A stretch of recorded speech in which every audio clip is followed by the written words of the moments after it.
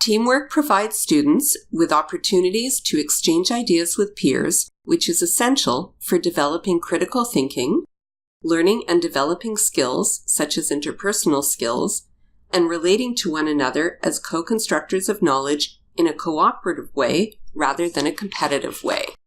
One way to support teamwork is by having students assess peers' contributions to teamwork as well as their behavior throughout the completion of an assignment.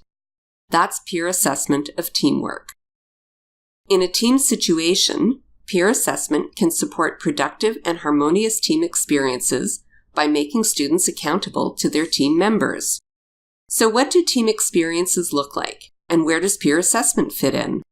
Tuckman suggests a framework that reflects 4 stages teams commonly go through as they work toward functioning as a real team. The 4 stages are forming, storming, norming, and performing. In forming, students come together in groups, because you've assigned them to groups, and begin to orient themselves to what it means to work interdependently. In storming, students struggle with interpersonal concerns. There may be conflicts within the team, such as disagreement about roles and responsibilities. Ideally, this stage will pass rapidly, or it may be that students skip it entirely and move from forming directly to the next stage, norming. In norming, students develop greater cohesiveness in their teams. They clarify and adopt agreed-upon roles and responsibilities, and they become comfortable expressing their points of view. In performing, students are truly working in concert to achieve the assignment goals. Performing also refers to students assessing their peers' contributions to achieving those goals. The 4 stages are not necessarily sequential. Students might move from one stage to the next and then back again.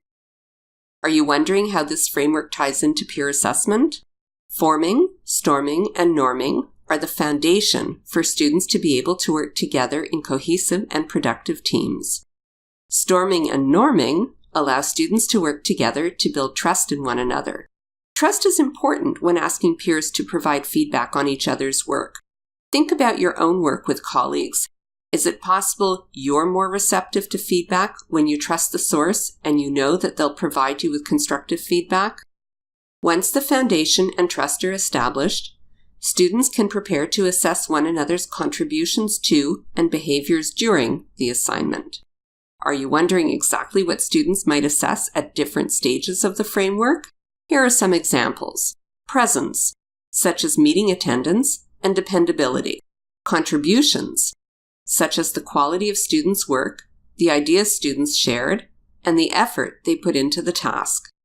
Team skills, such as cooperation, the ability to respect deadlines, manage conflict, and set and meet group goals.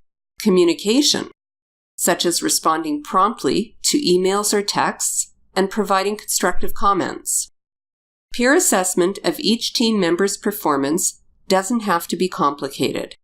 Students can address questions like, who worked hard in your group, and why did you choose this person? You might be wondering, what can an instructor do to address problematic or dysfunctional teams? What tools are available for supporting peer assessment of teamwork? What percentage, if any, of students' grades should be allotted to peer assessment of contributions to teamwork? For answers to these and other questions, take a look at TLS's instructor resource document. You'll find links to examples of team contracts, assessment rubrics, and other supports.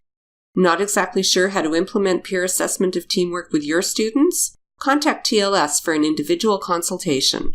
We'll be happy to work with you.